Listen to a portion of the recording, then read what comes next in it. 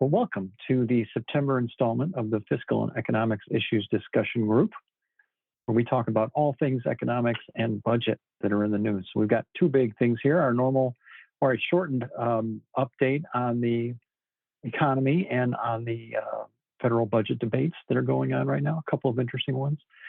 And then also, we're going to go through a presentation that explains just how much better the Democrats are for the economy when we have a Democratic president, and it's not close. Just as a preview, 10 of the last 11 recessions started under Republican presidents. So it's not really close, and we'll explain that, and it's a big opportunity for Democrats and others to market. So we will take a look at those tonight. This first one, we'll start off with the economic update. We always say, understand the facts so that you can sharpen your arguments and can communicate effectively to your audience. And we give you charts and graphs and text that are from the most credible sources we can find from the government data where we can get it, and then also from the most credible major media outlets and best analysts that we can find to include in the presentation. Carl, do you want to start with the labor market update, and then I'll pick up somewhere in the middle of the economics update? Sure. So overall, we've had a major downturn, losing 22 million jobs in February through April of last year. And then we've been recovering jobs since then. We had a quick recovery for a few months. It slowed down, then it picked up again. We added about 1 million jobs in June and July of this year. But then in August, job growth slowed down again. We were only up 235,000 jobs. So what this means is we're still down 5.3 million jobs versus the February 2020 peak. To put that in perspective, while we were down 8 million jobs in the Great Recession, prior to that, the most we'd ever been down versus the peak was 3 million jobs, other than in the Great Depression. So, this is still a significant downturn that we're in, even though we've recovered 3/4 of the jobs that were lost. This slide just shows how quickly we were recovering versus the Great Recession. But then, which is the line that goes all the way out to the right. But then some of the other recessions have had, quicker recoveries. If we looked at the 1980 recession under Carter, it actually recovered quicker. So it began in 1980, and by the end of 1980, we'd recovered all the jobs that had been lost. So unemployment, again, went to very high levels a year and a half ago and has been coming down since then. Unemployment came down fairly well in the August,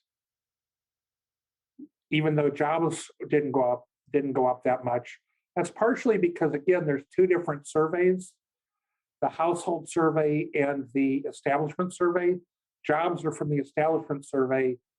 Unemployment is from the household survey. In the household survey, it showed over 500,000 more people having jobs in August versus July. So it actually showed better growth than the establishment survey. Over the long haul, they tend to even out, but in August, the establishment survey was low. Was it an anomaly?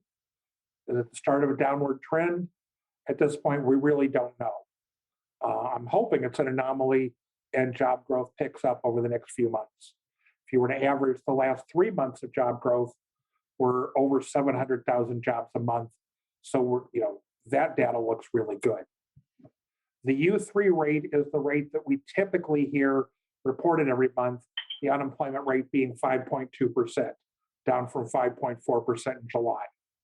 The U6 rate is a more inclusive rate.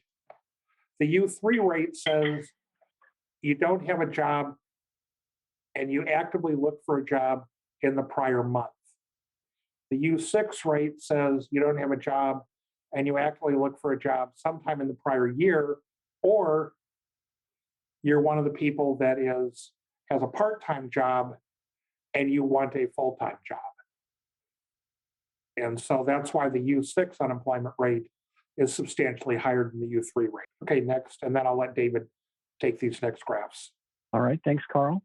You heard a lot in the news about the Republican governors that overrode the federal unemployment rules and said, we're going to cut off the benefits early because we want to get people back to work. And so how's that going? And what these graphs, there's one on this page and on the next page, show is that there really was only a small bump in employment in those states that did that, meaning it had a small positive effect in terms of putting more people back to work, but it imposed suffering on a much larger number, which I'll go through on the next page. So you got a few people to go back to work if you did that, but you took benefits away from a large number of people that did not go back to work. And so what this graph says is that they looked at the number of people, a number of people that were unemployed as of late April, and said, what share of those workers later began to work? And so that's why it's like 0 here in the May time frame, early May, and then it starts to spread as you see the states that kept benefits or that cut benefits. You see this small window open up, and it's about 4 percentage points different. So down here it says, in states that cut off benefits, about 26% of these unemployed people in late April were working in early August, compared to about 22% of people in states that continued the benefits. So a few more people were working, but not that many. And you cut off the benefits for a large number of people, which I'll share with you on the next page. Right here, though, you get a little bit of background, some overview from the New York Times, where they say, you know, the so-called flood of workers coming back looks like a trickle. You know, it was almost all Republican states that cut off the benefits early. It wasn't the Democratic governors that did it. And then also several studies, not just one, have said that, you know, the extra payments weren't really that big a deal in causing any sort of labor shortage. The 10 million job openings number you keep hearing, and the 5 or 6 million, you know, number of people that are hired, you know, those numbers are unusually high. There's an unusually high number of job openings, but there are many other reasons beside unemployment benefits for those people to be on the sidelines, like fear of COVID, like lots of people not going out, so that, you know, like or not going out and trying to get a job right now because they're in danger, or people that think their kids are going to be coming right back home from school and they're not taking on jobs. So there are good reasons why people are staying out of the workforce, not this. But let's take a look at how many people got punished, though, because of this. And here's a good quote right here. 19 states that ended the programs in those places, they found 1.1 million people lost benefits, but only 145,000 found jobs. So roughly 900,000 people got punished so that 145,000 people could get a job. I don't understand. If I were a politician going with those numbers, I would have tried to get the 1.1 million to keep them happy, but you know, that's Republican ideology. And when we talk a little bit later about why Democrats do better on the economy, you can just add this to the list of possible reasons why that's the case. But what this graph shows is it says share of workers on unemployment in late April who continued to receive benefits in some form. And so of that entire population of people that were unemployed and getting benefits, you can see as time has progressed, that number has been falling. In the states that kept the benefits, very gradually and in a linear way, and then states that cut the benefits, it sort of dropped off. And there's a 35 percentage point gap here in the terms of in terms of the number of people who receive benefits. It's much, much lower in those states that cut off those extra federal benefits. States have their own benefits that they did not cut off, but these are federal benefits that were added and were cut off early by Republican governors. And so you have some statistics here. Workers lost an average of $278 a week in benefits if they were cut off, and they gained 14 a week in earnings. You know, when you take all the people that got punished and all the people that got jobs and average it out, that's why you get these numbers. And roughly those people that, on average, people cut their spending by $145, which hurts other people in the economy. So when you take away money from people and money that they were spending, then you see that the local economy gets hurt. So this is just really bad policy. The evidence is pretty overwhelming that you punished a lot of people to encourage a very few people to find jobs. And we still, have this 10 million job openings and far fewer, and they're just not getting filled at the rate they were a couple months ago. Any questions on these two slides? These are new to the group. We haven't shared these before. All of the states have now cut off the federal benefits as of September 6th. Right. So this data only goes through the 1st of August or so. And we may have different answers when we look at it through the end of September or the end of October. Right. Oh, good point. All right, Carl, you want to come back for budget stuff? Sure. The blue bars are Democratic administration budgets for presidents. Again, federal budgets are fiscal years run from October 1st to September 30th. So we're coming up on the end of fiscal year 2021 at the end of this month. So fiscal year 2021 began October 1st of 2020, and it was President Trump's last budget year, and it runs through September 30th. When President Trump left office, it was projected to be a $2.3 trillion deficit. On this forecast, it was done over the summer. It was projected to be a $3 trillion deficit. I suspect it's actually going to underrun the $3 trillion. I saw data through August that we're up to 2.7 trillion, but because September is a quarterly tax month, frequently we actually run a surplus in September. So we'll have to see where we end up. It will be mid-October, then we'll find out where we ended up on the fiscal year 2021 deficit. But then what we see is that when we go into the 2022, the next blue bars, those are President Biden's budget years. And we expect the deficit to go down substantially. This data included the American Rescue Plan Act, that $1.9 trillion in March. It does not include the bipartisan infrastructure bill or the reconciliation bill. Arguably, the bipartisan bill and the reconciliation bill are supposed to be substantially paid for, so they shouldn't increase the deficits in these years by that much. But we'll have to see what really happens, whether the Democrats are doing real math or shaky math in terms of projecting what the budget impact will be of their bills, of their legislation. But in any case, you see big deficits in the Trump years and relatively lower deficits in the Biden years.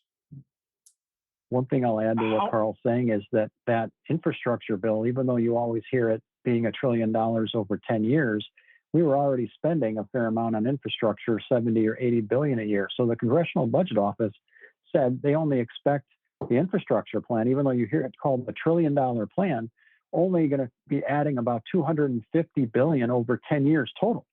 So like it's only about 25 billion a year. Think of it as that bill took sort of the 80 billion a year baseline and made it 100 billion a little and change. It didn't add $1 trillion to the deficit over a decade, only about a quarter of that. Yes. Go ahead. I heard a question. Carl or David, how often do they revise these graphs? I see this is from July. When they feel like it, but typically twice a year. Thank you. These deficits are just based on enacted legislation, so none of the infrastructure proposals come in there yet, right? That's correct. Neither the infrastructure bill nor the reconciliation bill are in these numbers. Again, the expectation is that both of those bills include revenue to pay for the increased spending, so they should not have a major deficit impact, assuming the Democrats' math is reasonably accurate. And this is just talking about some of the things that are happening. Obviously, September 6th was when we cut off the federal unemployment benefits for all the states. September 30th is the fiscal year end, and there's a number of things that programs that go away with that. and there's other programs going December 31st. By September 30th, October 1st, we either need to have appropriation bills, which we're not going to have, or a continuing resolution to fund the government, or we're back doing partial government shutdowns of non-essential portions of the government. The Democrats, the last I heard, and again, this is a challenge in this environment, is what were they proposing this evening? But the last I heard was they were going to try and tie a continuing resolution to an increase to the debt limit and see whether the Republicans vote for shutting down the government, as well as trashing, the credit worthiness of the U.S. The last time the Republicans played chicken with the debt limit was the first time our debt was downgraded back in 2011. So there's some major downsides. I did see an article today.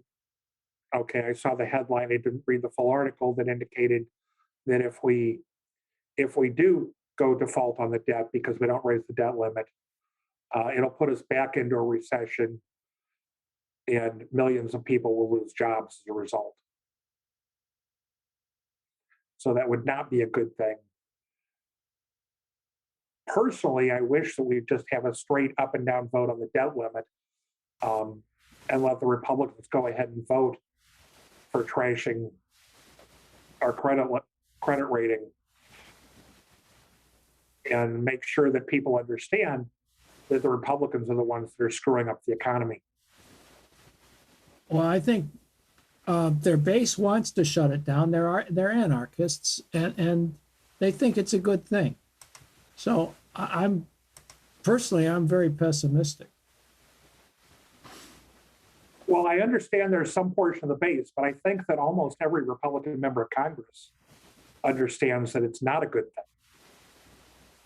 They want to play chicken. They don't want to be party to it. The big problem I see is the Republicans want the Democrats to do it as part of reconciliation. But I think that the reconciliation bill and it coming together is taking a long time. And we're going to run up against that debt limit before the Democrats are in a position to vote for the reconciliation bill and do it on their own.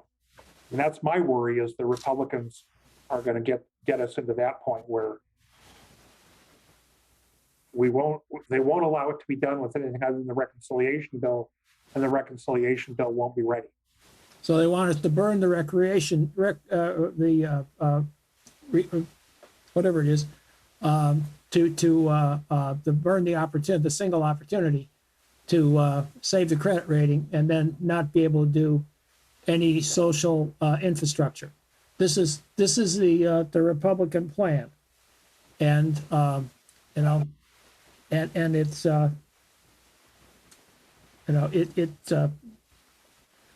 I really think we should put a time limit on the number.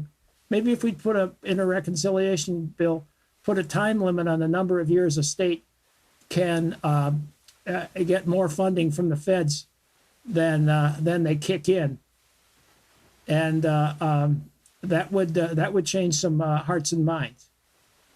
I mean, it's a shame we didn't put raise the debt limit on the bipartisan infrastructure bill and just get it done in early August. Just eliminate it. What good is it? Eliminate it would have been the smart thing. But, okay, David, I know you put this together a couple of days ago, and this is based upon what was done in August. So it's, of course, not current, but you want to take a stab at explaining this? Yeah. So the safety net and climate, the main thing about the 3.5 trillion plan is it covers pretty much everything except infrastructure at the present, because we've got a separate bill on that. So you've got universal preschool, paid family leave, federal support for child care and elder care, expansion of Medicare, climate change, all paid for through big tax hikes on the rich. And I'll share a slide with you in a minute that talks about the tax hikes on the rich. and how there is an enormous amount of money that can be had that way. The idea that the middle class must be taxed to pay for these things is silly, and I'll explain that in a little bit. When you talk about the legislative process, and this is where Carl's saying some of this stuff is outdated. You know, the Senate passed the budget plan that allowed Democrats to use reconciliation, get that bill going in the House. And what it does is when you have the reconciliation, it essentially shields it from the filibuster. You only need 50 votes, and the Democrats can do that, assuming they have no defections. And so that's where the reconciliation comes in handy. And the Republicans passed the Trump tax cuts that way. The Democrats passed the Affordable Care Act that way. And I believe, Carl can correct me here, Bush 43's tax cuts were also reconciliation, right? Or no? I don't know about that, but the American Rescue Plan in March was a reconciliation bill. Okay, right. That one too. Yep, that's a good point. So what you have now is infighting in the Democratic ranks, where there's a fight over when are we going to, what are we going to pass first? Are we going to pass the $1 trillion infrastructure bill, or are we going to pass the $3.5 trillion sort of, let's call it the safety net bill? And the Democrats, and this gets a little complicated in terms of when and who, and there's a lot of sausage making stuff in here, but you've got progressives that are saying, we don't want the infrastructure bill to pass first, because then people might not pass the safety net bill, which is what we really want. The progressives really want the safety net bill. And they're saying, but some of the centrist Democrats are saying, hey, we've got a bipartisan bill here. We've got even Republicans agreed to buy into it. Let's get that taken care of. Let's not link the two concepts. And Nancy Pelosi originally was saying, we're going to pass the reconciliation bill first, meaning she took the progressive point of view. But now there's been this, at least according to this article, the second to last bullet there would be saying there'd be a vote on the $1 trillion bipartisan infrastructure plan by September 27th.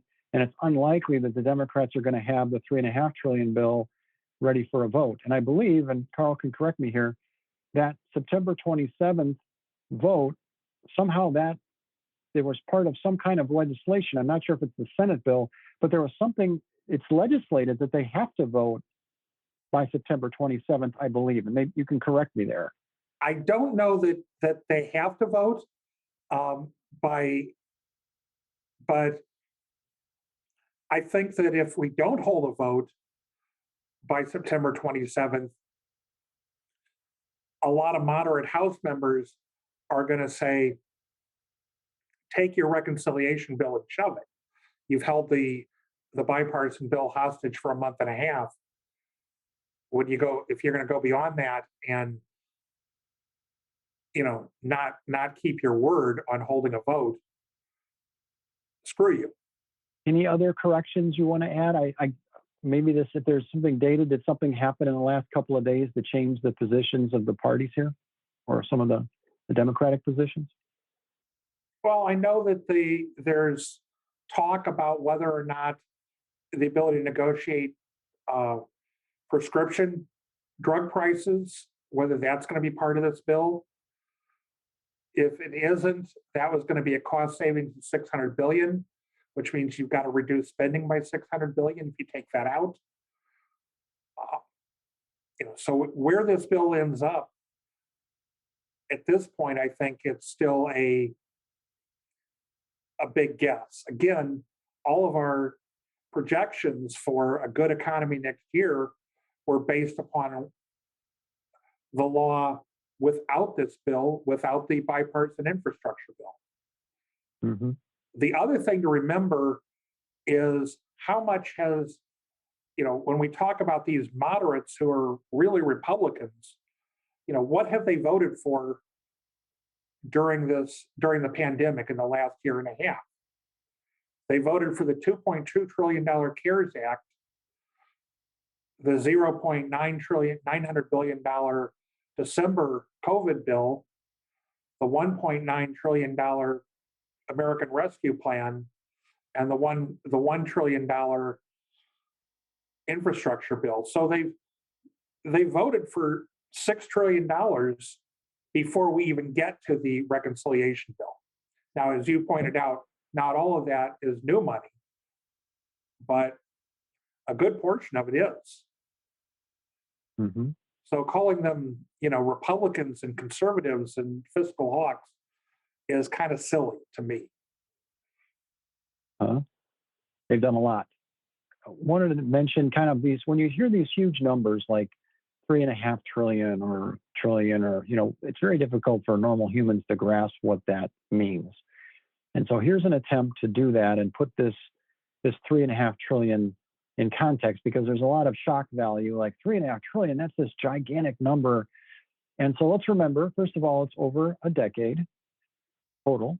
And then also that doesn't include the revenue elements, meaning that isn't necessarily what's going to be added to the deficit. Biden has said over and over again, he's trying to pay for as much of this as he can. And he's offered a variety, he's open to a lot of different kinds of tax hikes on the rich in order to do that. So let's talk about this a little bit. If you look at it per family, there's about 130 million families in the US. $1 trillion per family is about $7,700 or total, or about $770 a year. 3.5 trillion, same math, 26,900 or 2,700 a year for a decade. Relative to GDP, economies in that 21, 22 trillion range. 3.5 trillion, it's about 1.7% of GDP. It's not that much money. Historically, we've run deficits. Recently, we've been running deficits before Trump. We were in that 4% of GDP. Shouldn't say before Trump. True, toward the end of the Obama administration, then in the first 3 years of Trump, we were getting down into that 3%, 4% of GDP budget deficit. So this is a 1.7% of GDP amount per year. The Trump tax cuts weren't all that much smaller, 2 trillion over 10 years, or about 200 billion a year, 1% of GDP. So if you were to reverse those, you'd get quite a ways toward funding the Biden plan here, the safety net plan. And then over 10 years, though, a statistic I've seen used lately, Paul Krugman at the New York Times was using it. If you add up our GDP over the next 10 years, so you take that 21, 22 trillion number and you add it up, because that number tends to grow every year, the CBO is estimating that number will be 280 trillion over a decade. The sum of those annual GDP amounts, the 21 trillion times 10 with plus the growth, that's only, so 3.5 trillion is only 1.2% of that amount. And that's what you're using to fight climate change and offer an incredible array of benefits to people, free childcare, free tuition, extra benefits in your Medicare, and a bunch of immediate impact things that'll make a big difference to people for a very small price tag over the course of a decade when you look at it from this perspective. When you look at, can the rich pay for it? Because of course the Republicans will say, the rich can't pay for it, and they're always trying to say Biden is taxing more than just the top 1%. The top 1% get about $300 billion per year in tax expenditures. And a tax expenditure is anything that allows you to pay less than the table rates that normal people pay on their wages. So special deductions, exemptions, preferential tax rates. A big chunk of this, almost half of it, is capital gains being taxed at a lower level. There's a lot of income that goes to the rich people that is through capital gains, and they get a tax expenditure there. It's taxed, I believe, at 20% as opposed to whatever their maximum rate would be, which would be in the 30s. So that adds up to almost half, or a little over, almost 200 billion of that. And then you also, the top 1% had a net worth of about 43 trillion as of the first quarter of this year, while the part of the national debt that matters, what's called the debt held by the public, is about 22 trillion. So, and I'll show you this chart here. This is showing the net worth here. This is the 43 trillion net worth that the top 1% have. The debt held by the public's 22, and the intergovernmental debt is 6, so that's a 28 trillion national debt. This top 10% group, so the top 9% sort of, $50 trillion in net worth, and then the 50th to 90th percentile group, so middle and upper class, 38 trillion, and then the bottom 50% have almost nothing, only 3 trillion. So the quick math here on the right-hand side is if you take the 43, and let's say you wouldn't do it overnight, but let's say over a decade, wealth taxes, higher income taxes, get rid of those tax expenditures, tax, oh, I don't know, you name it, tax the estates more, tax financial transaction taxes, or put in taxes on financial transactions, tax stock buybacks. I mean, you just go crazy on this group, and over a decade, you pay most of this off. And even after you do that, if you were to do it in sort of today's dollars, 43 minus 22 is 21. The top 1% would still have 21 trillion left, and that's 7 times what the bottom 50 have, the 3. You'd have 21 left.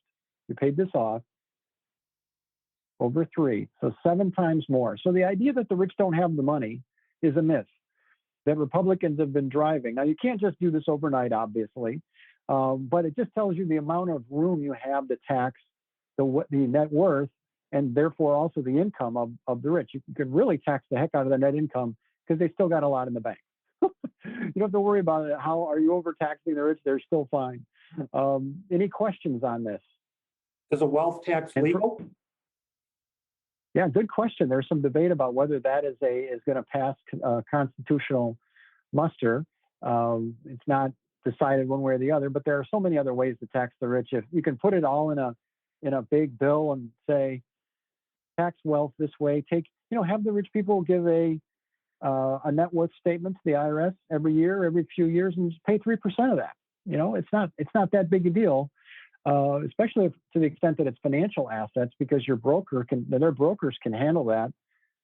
It's not even very difficult because the brokers are already charging their clients a fee to invest their money. The fee is already being drawn out of those accounts. In this case, you just draw it out of the accounts and you send it to the IRS. It's not administratively difficult, but the rich are very good about hiding their money and moving it around. So you have that game to play too. But yeah, Carl's got a good point. Could it be unconstitutional? Fine. Then if that fails, you should still have the other taxes. And if that one fails, you live to fight another day. But you shouldn't lean on it. You shouldn't only risk a tax hike on the rich and invest a lot of political capital on that, a wealth tax, if it's going to be declared unconstitutional. So you do a lot of the other stuff that I mentioned. Yeah, maybe you ratchet up the wealth tax over time. Go ahead, Carl. Sorry. Included in this bill is extra money for tax enforcement, because just as a reminder, the IRS and others estimate that tax cheats and unpaid taxes, the tax gap between what people owe and what they pay, is somewhere between $400 billion and $1 trillion a year. And so if we can capture through enforcement a much greater portion of that and narrow that gap, that can pay for a lot of this spending that we're talking about. Right. Without having to deal with constitutional issues. Right. I mean, just looking at this, if you just eliminated the tax expenditures and asked the top 1% to just pay the flat table rates, just pay the table rates, that's up to $300 billion a year. That's almost all of the $3.5 trillion over a decade. So I mean, you don't have to make this complicated. The rich have the money. It's just a question of, can you get enough Democrats to ask them to pay it? There is one thing they're doing that I'm really opposed to. If you have an IRA and you have a private placement in that IRA, basically anything but a listed stock. So if you have a direct real estate investment, or if you are investing, say, in a company that is where you have an interest, which is pretty common even in relatively small investments. I have a number of private placements. They're outlawing that for accredited investors. Anything that requires that accredited investor level, they're outlawing. They're giving you 2 years to liquidate, which in my case, I mean, I'm in the middle of a 5-year liquidation on a failed investment. So I would have had to transfer that investment, which would have been fairly large, and to a non-IRA, and eat the and eat the, since it was a failed investment, I was losing money on it every month, but I didn't want to pay it out and pay taxes on money I was going to lose. So I've been letting it run. I would have 2 years from the date the law passes to get out of all of my investments, some of which have longer than 2-year terms, and basically have to move them out of IRAs. They're also putting caps on the amounts you can have in Roth and in the business of Roth conversions. That's a kind of a dirty trick because some people have, as Peter Thiel has $7 billion that he back-ended into a Roth and will never pay any capital gains on. They've got the ceilings pretty low on that. But this business with the eliminating private placements and CEO type investments out of IRAs is going to hurt a lot of small investors, people who have less than a few million bucks in their IRAs. And I am hopefully, all right.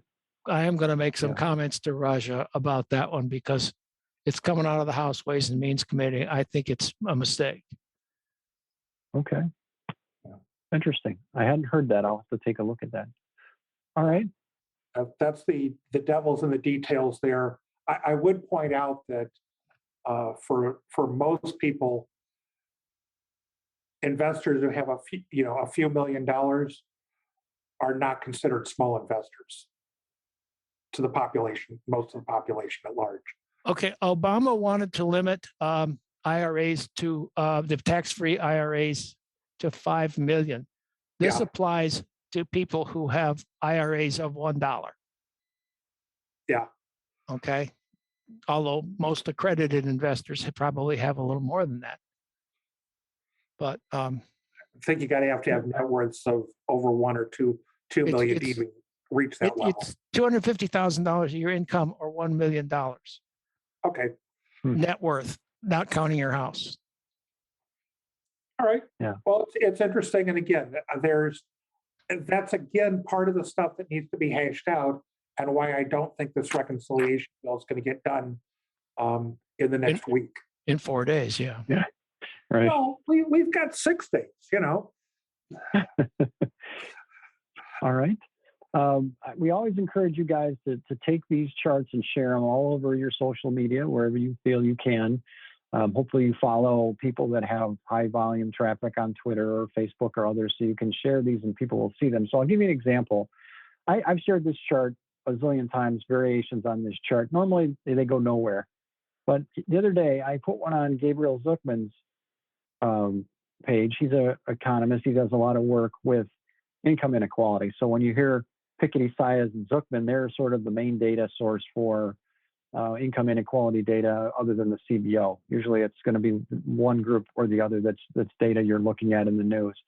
So this thing had 80,000 people that saw it and 6,000, almost 7,000 people clicked on it.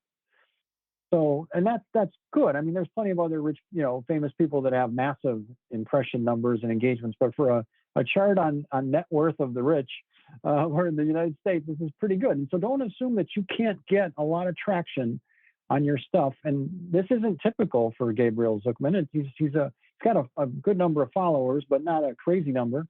And it's got a lot of traction. So you never know when you're hit and miss. You put it in 10 places and hopefully one of them will take off. So let's talk about inflation a little bit. And actually, what time is it now? We should probably take a break here. No, we got a little time. We're making good progress. So inflation has been the boogeyman lately, and Republicans, they were running very large deficits under Trump for good reason. And rather than kind of talk about deficits as sort of the big boogeyman like they were talking about with Obama in 2009 and 2010, I mean, there's a lot of media and a lot of think tanks and others were all on the deficit thing, saying the deficit is very risky. Generals saying the national debt is the biggest risk in the United States. I mean, you had all this kind of stuff. And on that note, briefly, I'll mention, I forget if it was Krugman or the other one said, why are generals talking about the national debt? I don't talk about defense issues. I don't talk about defense strategy for the United States, but let's, for whatever it's worth. But now this is the new boogeyman. Inflation is the reason why Democrats can't spend. And well, let's look at that inflation and see how much, that is. And bear in mind, the Democrats haven't got the 3.5 trillion bill passed yet, or the 1 trillion bill. So those things are unlikely to be causing inflation at the present day. This is the recovery, not those bills or fear of those bills. Now, what's been the good news here, mostly thinking of as good news, is that in the last 3 months, the rate of increase has dropped off quite a bit. And this measures the price level relative to the prior month. So prices in August were 0.3% higher than July. So if you were to multiply that by 12, roughly, there's compounding, but if you multiply it by 12 for a year, that's a 3.6 inflation rate. That's pretty high, as opposed to, say, 1.2% inflation rate for a year if you multiply that out. And the 0.9, you don't even want to think about. That's over, times 12 is going to put you, over 11, right? So this is a good trend that we're on right now, to see that inflation rate dropping off. Again, this is just comparing to the prior month. Let's take a look at comparing to the prior year. So each dot on here, each dot or X, is saying how much higher were pricing levels relative to the year before. So in July, prices were about, let's use August. In August, prices were 5.3% higher than they were August 2020. You can say the same thing as you go back to each of these. We had very little inflation in 2020. And so we're kind of catching up. We're kind of getting 2 years in 1 year. If you divide these numbers by 2, kind of try to get a roughly, an idea of an average rate of inflation over the past couple of years, it's not that bad. 3%. If you actually ran it since August of 2019, the overall rate of inflation is 3.3%. The core inflation is 2.9%. Yeah. So they're up, but they're not crazy high by any stretch of the imagination. And you can see these curves are bending down, like you saw it here. Those rates of increase have slowed. You're starting to see these curves bending down. And that's a good trend. Let's hope that continues. So this idea of inflation as the boogeyman, most likely the position the Fed has taken is it's transitory, meaning we've got some unusual things going on as the economy starts to ramp up. And you have what are called base effects, which are just the prices were extremely low in some areas last year. And so just coming back to their more typical level looks like a really high inflation rate. Like gas prices look really high relative to last year until you look at a graph of last year and realize how low the prices fell because nobody was driving and gas prices plummeted.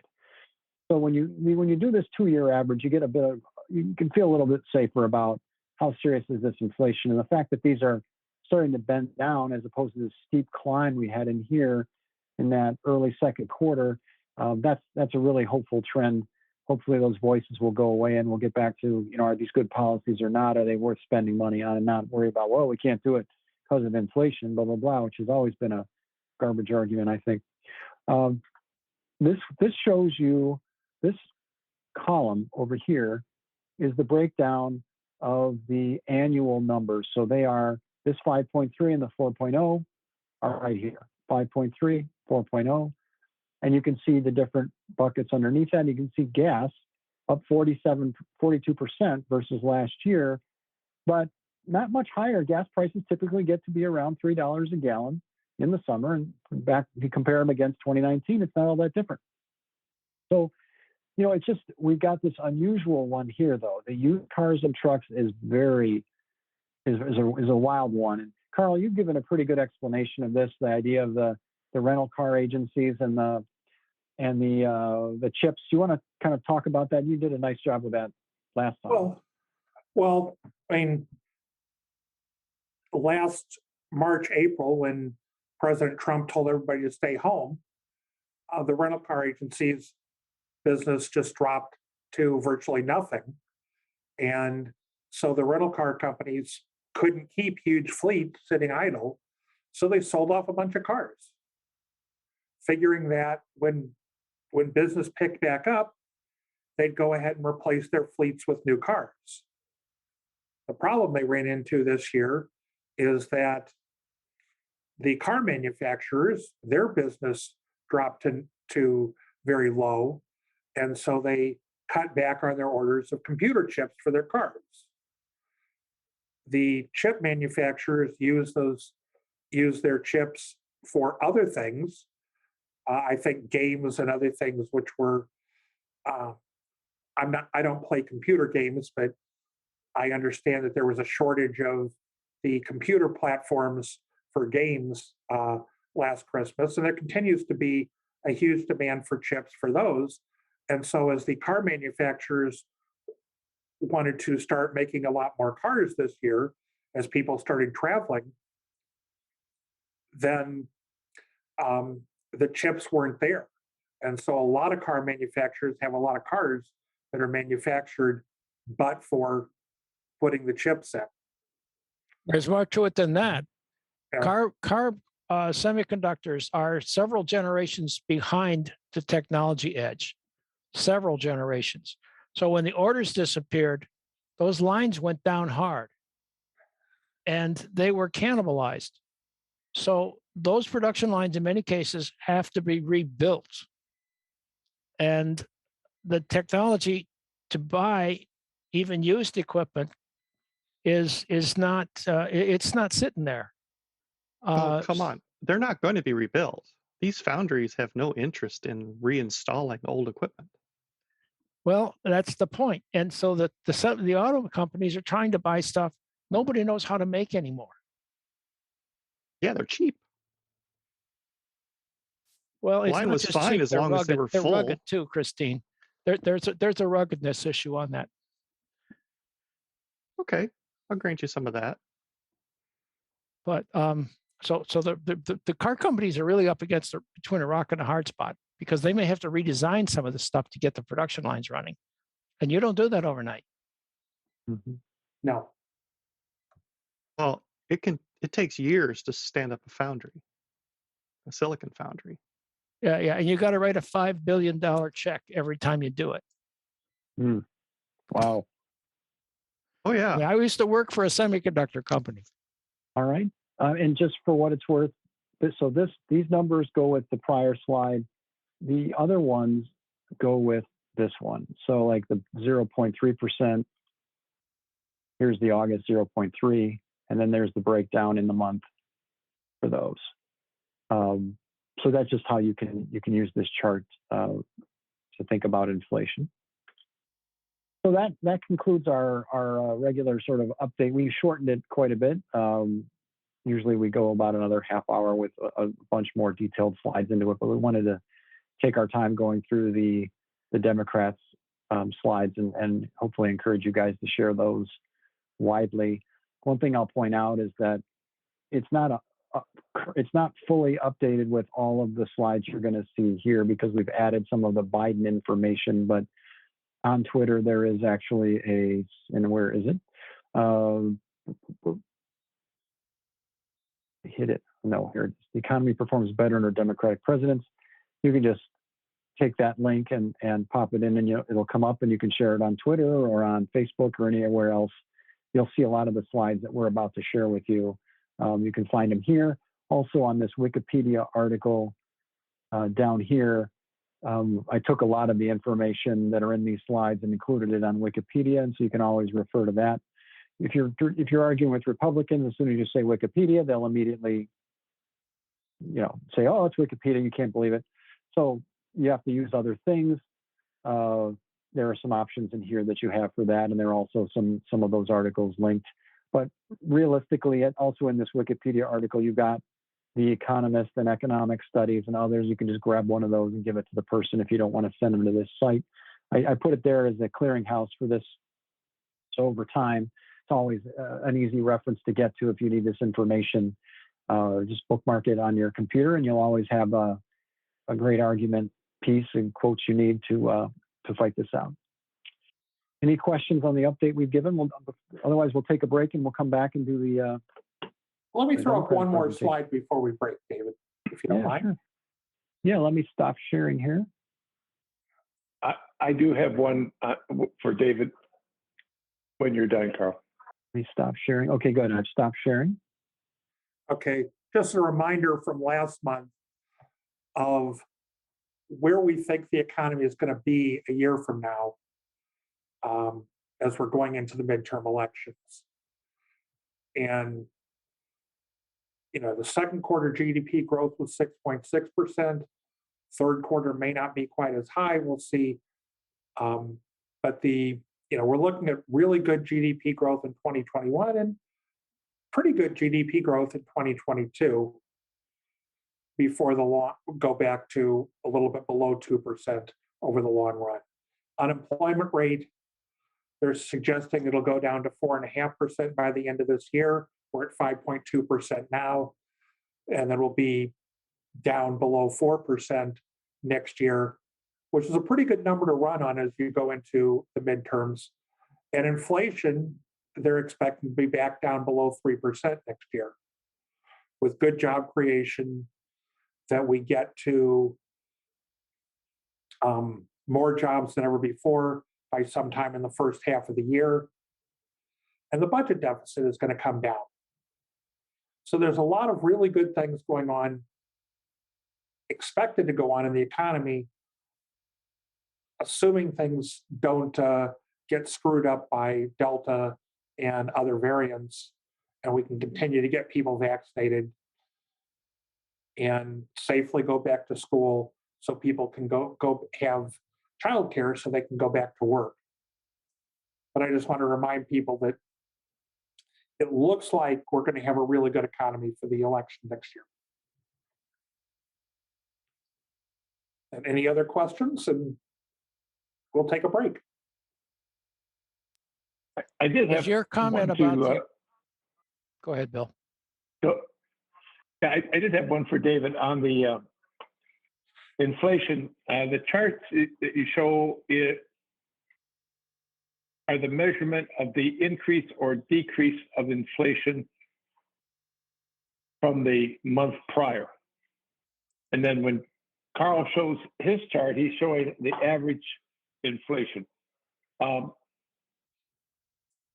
When you take those charts, where are we running with our average inflation? Are we at 3.5? Are we at 5%? Are we at 2%? Again, for 12 months, we're over 5% currently. For 24 months, the average for overall inflation, including food and fuel, is 3.3%. Core inflation is at 2.9% over 2 years. So again, if you're looking at the inflation over 2 years, they don't look that high, but the reported inflation number is 5.3%, I think,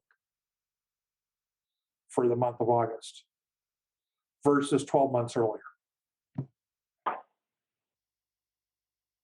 That's right. I think a fair way to do it is and I'm not sharing it correctly here, but when you take this slide, it shows the inflation rate compared to the year before.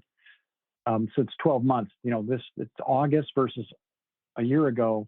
I think this number, let me scoot this over. August of 21 is 5.3%.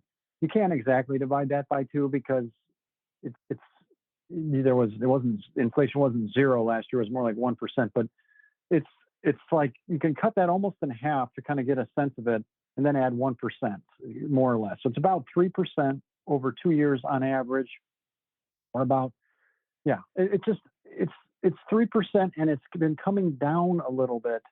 The trajectory is down and not up like it was here for a while. So there was a lot of hysteria going on because people thought this blue line might just keep going up, right? It could be 7, 8, 9, 10% right now. And it's really what you see, though, is, and the way to think about it is you've got 2 really unusual things going on. You've got, in the last year, crazy gas prices and crazy used car and truck prices. And that's unusual. And then now people are starting to go out and eat more, and food's getting a little bit more expensive in some cases.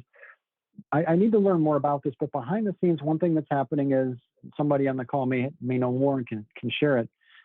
like containers are getting real expensive. Shipping containers are getting really expensive. There are some supply chain disruptions where overseas factories may be closed, or I'm not exactly sure why there are these large container shortages, but because everything that you import is in those containers, it's making everything more expensive. So there's no reason why they can't make more containers or solve that problem. So again, the Fed's view, they know this better than anybody. Their view is this thing is transitional. We'll get back down to more normal inflation numbers like Carl was sharing in a year or two. So one thing to think about this way, though, is bear in mind, price levels were very low in 2020. They're high in 2021. So 2022 prices are going to be compared against the higher 21 prices. And it'll be interesting to see if 21 is the peak and we actually have some deflation at some point down the road, negative inflation, that is not what the slide Carl showed you was. He just shows inflation coming down, but you'll have the base effect going the other direction, meaning the high base price being in the calculation 21, the high price in 21 versus 2022, as opposed to the very low 2020 price against the back to normal or slightly elevated, somewhat elevated 2021 price. So that'll be interesting to see how that math works out. But Bill, this is our prices. The prices are 5% higher than they were last year. That's what this says. And when you do the math, they are about 3% higher than they were 2 years ago. Okay, and the reason is prices were lower in 2020. You had kind of a weird effect. A very low or very little inflation in 20. I think the rate of 2020 over 2019, the inflation rate was what, Carl? Like 1.25 or something, like 1 1/3, 1.3. It was low. I mean, it wasn't. I guess I could look at it. We can see it here. These numbers here, like August of 20 versus August of 19, 1.5%. You know, inflation was really tame for that year. And then it even got close to just a little bit above 1 here. And then, you know, it's been picking up. So you didn't have much, there was very little inflation in 2020, very low inflation. The Fed was getting a little nervous. They'd like to see 2%. And they have said, we are okay with, and we've covered this before, but I'll say it for some people that might be new to this, then we'll take the break. The Federal Reserve has dramatically changed its strategy in the last year as it's responded to this thing. It has said we are content to run high inflation for a while and run the economy hot essentially until we get back to full, or in an attempt, we will tolerate inflation in an attempt to get back to full employment again. They didn't say that before. They used to act preemptively to keep inflation from going up. The way they used to do things, if they saw numbers like they saw in February and March or even before, they might have started jacking up interest rates just to prevent that inflation from happening. They're willing to live with it for now until we get back those jobs back to that pre-crisis peak. You know, Carl mentioned earlier where we've recovered about 75% of the jobs. Until we've recovered 100%, the Fed is probably not going to be lifting interest rates or dramatically changing their bond buying programs. And that is new and different. That's very different from what they used to do. All right, let's take our break. If we have more questions, we can do it after the break. It is 8:04. Let's resume at what, 8:15? Sounds good. All right. Thanks, guys.